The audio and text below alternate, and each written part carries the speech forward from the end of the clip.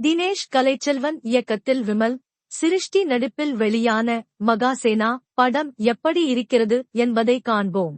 ஊரின் முக்கிய தலைக்கட்டு செங்குட்டுவன். அவர்தான் விமல். மனைவி சிருஷ்டிடாங்கே மற்றும் ஒரு மகளோடு வாழ்ந்து வருகிறார். அதே ஊரில் காட்டுக்குள் வாழும் ஒரு இனக்குழு விமல் ஊரைச் சேர்ந்தவர்களை கொன்றுவிடத் துடிக்கிறது. மேலும் விமல் ஊரில் உள்ள ஒரு சாமி சிலையை அபகரிக்கவும் முயற்சிக்கிறார்கள். அதோடு காட்டுக்குள் ட்ரக்கிங் வரும் ஒரு காலேஜ் டீம், அவர்களை வைத்து நகரும் கிளை கதை என படம் பல்வேறு கோணங்களில் போகிறது.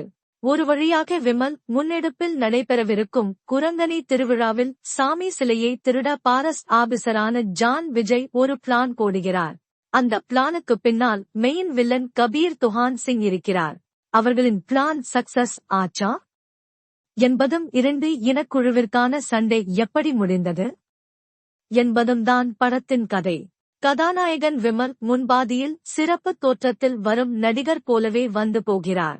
அவர் கேரக்டருக்கான கம்பீரத்தை அவர் முழுமையாக வழங்கவில்லை என்பது வருத்தம் நிறைந்த நிஜம்.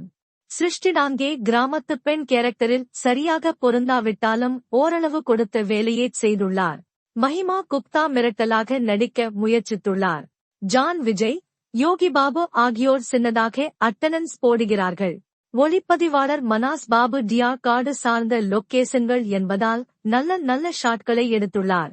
சில இடங்களில் சிறப்பாக உள்ளது. கண்டினியூட்டி ஷாட்களிலும் பிரவீன்குமார் இசையில் லாஸ்டில் வரும் சாமி பாடல் அசத்தலாக இருந்தது. உதய் பிரகாஷ் பின்னணி இசையை சில இடங்களில் பட்டாசாக அமைத்துள்ளார்.